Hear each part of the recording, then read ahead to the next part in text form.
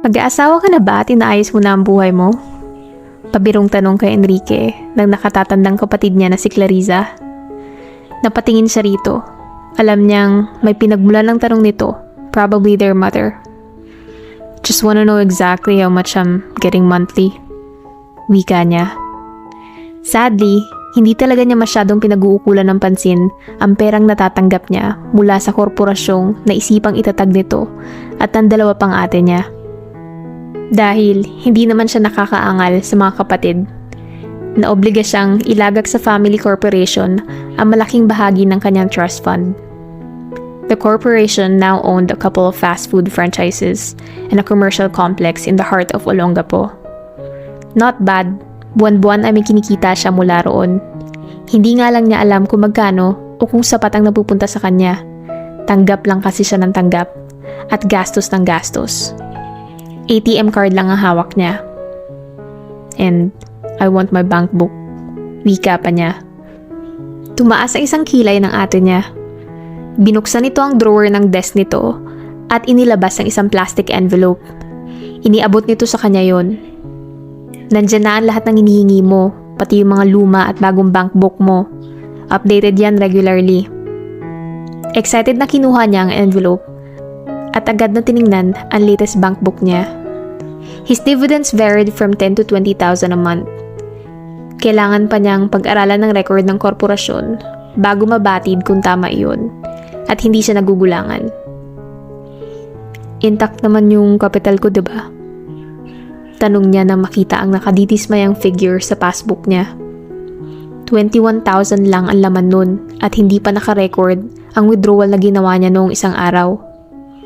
Of course, it's in another account. Oy, kinakaltas ko yan yung mga charges kapag sumasayad ang account mo, ha?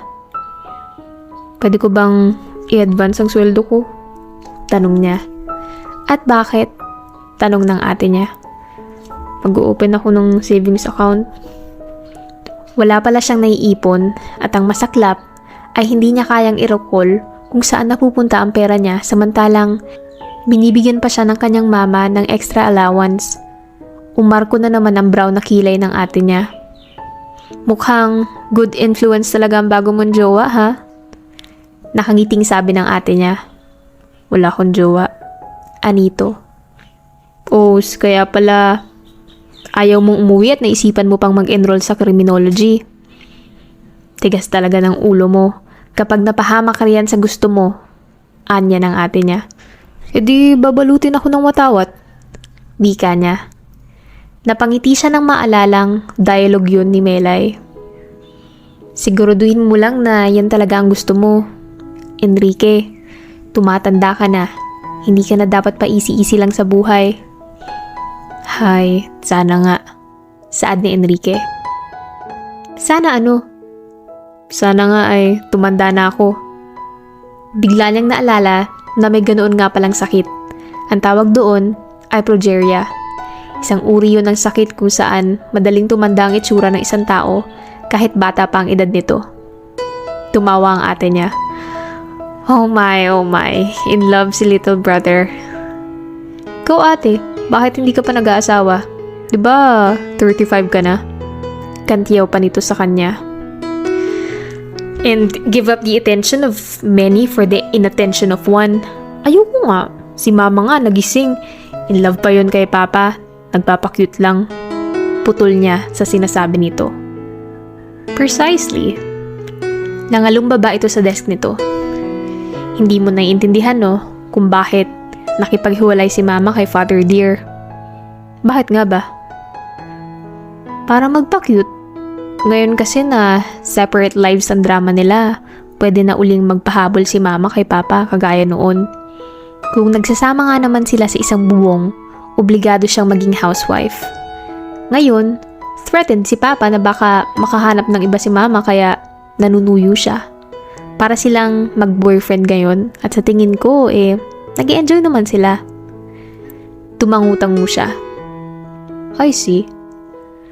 Pero meron pa rin siyang hindi maintindihan na isang bagay. Frustrating ba talaga ang pag-aasawa? Hindi ba you're supposed to live happily ever after? Kanya-kanya tayo ng version ng happily ever after na yan. Hinagod nito ng tingin ang kabuuan niya. Hindi naman kita masisisi eh. Saan? Sa aming mga babae. Sa edad na ganito talaga kami most lovable kasi in most cases, ito yung stage sa buhay namin na may napatunayan na kami. May natupad ng pangarap at kumpleto na ang tiwala sa sarili kaya ang haba ng hair namin. Ikiniling pa nito ang ulo nito para ipakita ang mahabang buhok nito. Then you're okay with it? I mean, you're okay with Melay? Tanong nito. Wala ba siyang palayaw? Ewan ko, hindi ko pa naman siya nakikilala. Ang sinasabi ko lang ay nauunawaan kita dahil understandable na magkagusto ka sa kanya. Hinagip nito ang calculator sa mesa nito. Nagpipipindot ito roon na tila nagkikwenta. Anyway, i-advance ko ang sweldo mo pero bigay mo sa akin ang account number mo. Ipapadiretso ko ron yung 30% ng dividend mo monthly para makaipon ka kung gusto mo talaga. Sure, okay. Ite-text ko sa'yo bukas. Tumayo na siya at nagpaalam. Mauna na ako at baka gutom na yung alaga ko sa labas.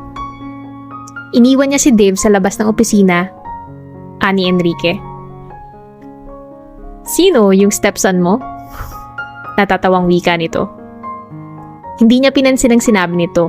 Sa halip ay may naalala siyang itinong dito. Ate, ano ang chances na magkaroon ng diferensya ang sanggol na ipapanganak na isang babaeng nasa 40s na? Ewan. Nagkibit balikat na sabi niya. Depende rin siguro yun sa health ng babae. Ayokong isipin yung mga ganyang senaryo. Siya naman ang natawa rito. Magpubuntis ka na lang, te, kung ayaw mo pang mag-asawa. Biro pa niya. Kapag nakahanap ako ng uubrang bumuntis sa akin, pagsakay nito sa biro niya.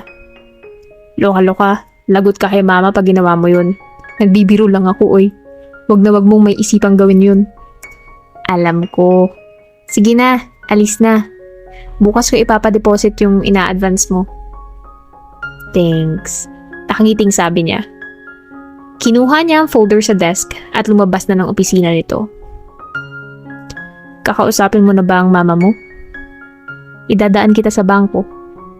Sabi ni Enrique kay Dave. Pumasok na sila sa bayan ng San Rafael. 3 araw na ang nakalipas mula noong mag-away ito at ang mama nito. Nakatago pa rito ang PSP at cellphone nito pero pinayagan na ito ni Melay na manood ng TV at sumama sa kanya sa Olongapo.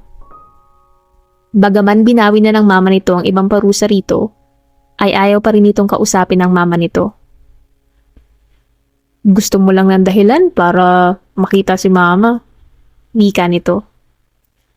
Talaga nga palang may katigasan ng ulo sa loob-loob niya.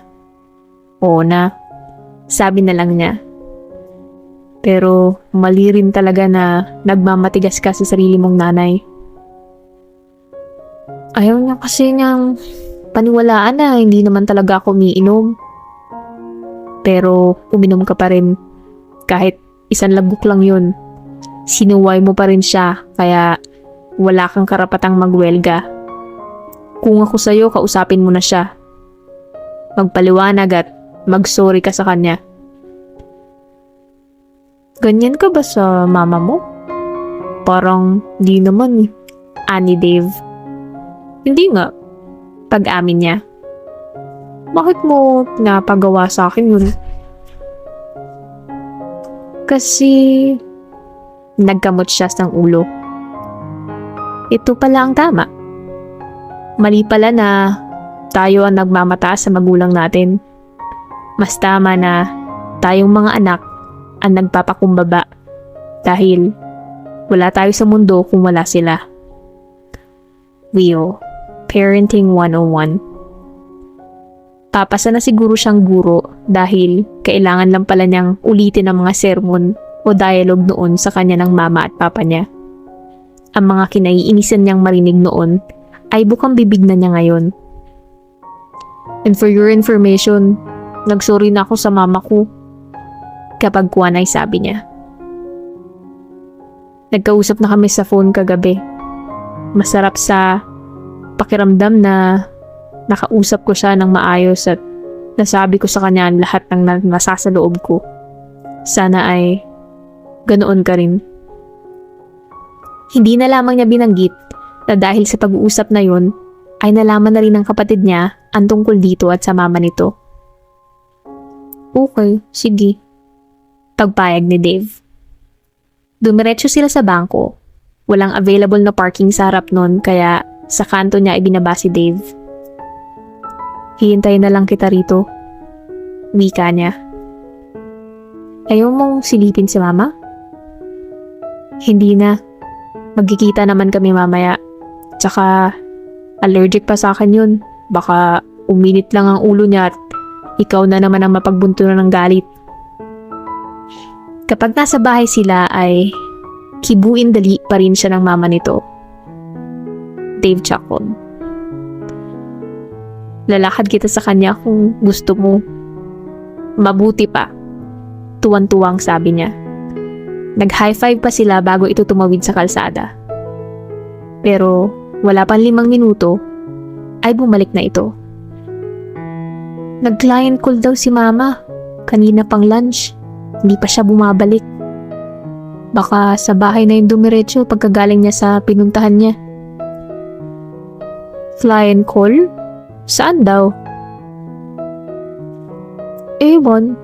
Hindi ko siya matitext para itanong kasi nasa kanya ang cellphone ko. Sumakay na ito sa kotse. Pagkaupo nito sa tabi niya, ay iniabot niya rito ang kanyang cellphone. I-text mo siya. Tanungin mo kung nasaan siya at kung anong oras siya uuwi. Dave! Gulat na sabi ni Melay pagkarinig niya sa boses ng kanyang anak mula sa kabilang linya. Ganoon na lamang kasiyahan niyang makatanggap ng tawag mula rito. Ang akala niya ay si Enrique yon kaya nakahanda na sana siyang magtaray. Ma? Tila nag-aalangang sabi nito. Yes, baby. Nasaan ka?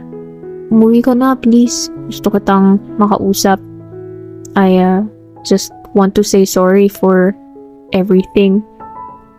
Apologetic na sabi nito. It's okay. Wag mo nang isipin yung nangyari. I'm sorry din kung nasaktan kita, anak. Hindi na mauulit yun. Promise. 3 araw siyang miserable. Dahil ayaw siyang kausapin nito. Ngayong ito pa mismo ang tumawag sa kanya, ay hindi pa siya makapaghintay na makita ito. Nasaan ka, ma? Pumunta ako sa bangko pero wala ka. Really? Natutuwang sabi niya. Kung ganoon ay namiss pala talaga siya nito. Nandito ako sa Arabica, isang coffee shop dito sa Summit Hotel sa San Rafael Estates. Along the highway lang to. Magpahatid ka kay Enrique. Dito na tayo mag-dinner. Saad ng mama niya. Kasama si Enrique? Tanong ng anak. Hindi siya makasagot pero kung ihahatid ito ni Enrique, ay hindi naman magandang tingnan kung hindi man lang niya yayayain kumain ito. Bumuntong hininga siya bago sumagot. Sure, sige. Isasama natin siya mag-dinner. Napaisip siya.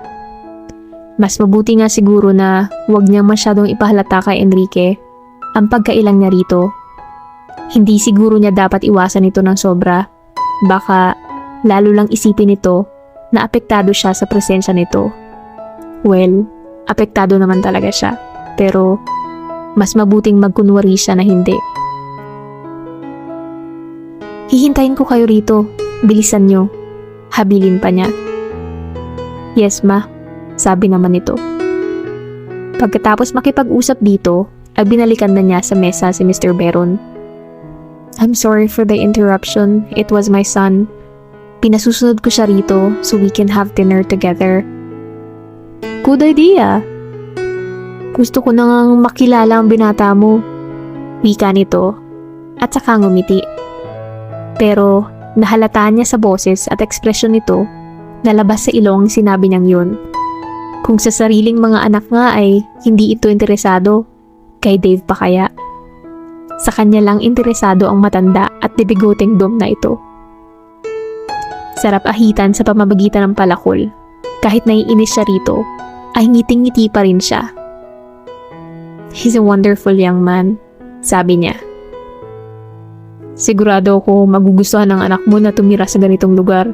Kumpleto sa recreation facilities. Hindi maboboring ang anak mo dito. Engganyong sabi nito. Hindi ko pa kaya ang presyo ng real estate dito. Sa membership pa lang ay aatakihin na ako sa mahal. Sabi niya. Pwede naman libre. Wika nito. Hindi niya pinansin ang sinabi ng matanda dahil maya-maya ay natanaw niyang pumasok sa parking lot ang isang pamilyar na sasakyan. I think they're here. Nakita nga niya magkasunod na bumaba ng sasakyan sina Enrique at Dave. Lumingali nga ang mga ito at pagkatapos ay magkasabay na lumakad patungo sa entrance ng hotel. Her son and Enrique. Walang duda na magkasundo ang mga ito. Pwede ngang isipin ng mga makakakita na magkabarkada o magkapatid ang mga ito. But she was seeing something else that others wouldn't immediately notice simply because Dave was not acting as though he found a body in Enrique. Kahit komportable ang kilos ng anak niya kapag kasama niya ito, ay may respeto ito sa lalaki. Na makapasok na ang mga ito sa coffee shop, ay kinawayan niya ang mga ito. Tumingin si Mr. Beron sa direksyong tinitingnan niya. Guwapo pala ang anak mo eh. Sa bagay, maganda naman ang nanay. Komento nito. Mukhang nahulaan na nito kung sino ang mga dumating. Sino yung kasama niya? Tila naalarmang tanong nito. Ah, si Enrique. Sagot niya. Siya ang naghatid kay Dave. Nahiya naman akong hindi siya yayain mag-dinner kaya pinasama ko siya sa anak ko. Tinakpan niyang bahagya ang kanyang bibig at pabulong na nagsalita. Anak siya ni Mr. Suarez. Naka-vibe siya ng anak ko dahil pareho silang isip bata. Really? Gulat na sabi nito. May binata na pala si Lore, ano? Oo, mind if he joins us? Of course not. Huminto sa tapat ng mesa nila sina Dave at Enrique. She made the introductions. Hindi na siya nagulat na naging maasim ang pagtanggap ni Enrique sa kliyente niya. Ang mabuti pa ay lumipat na tayo sa Bulacan niya. Yaya ni Mr. Beron. Ang tinutukoy nito ay isa ring restaurant doon. Magpapaiyaw ako ng pusit para may mapulutan tayo. Naku, hindi umiinom ang anak ko. Mabilis na sabi niya. E di, kami nitong si Enrique ang inom. Inakbayan nito ang lalaki. Kamusta ang papa mo? Nagkita kami sa Clark noong isang araw. Hindi nga lang kami gaanong nakapag-usap ng matagal. Mabuti naman po, sagot ni Enrique. Nahalata niya na idiniin nito ang pagkakasabi ng po. Para siguro i-emphasize kay Mr. Beron ang edad nito. Okay po itong lugar na to. Maganda. Hindi niya alam kung sincero ba ito sa papuring yun. Oo, sabi ko nga kay Melay, dito na sila tumira na mag-ina.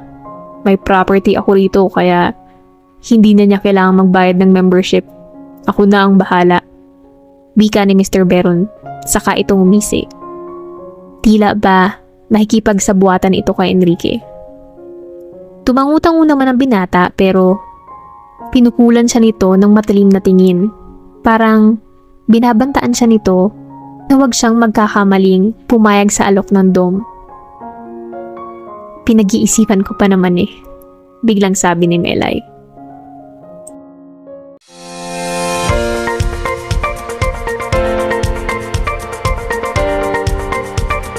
Please like, subscribe,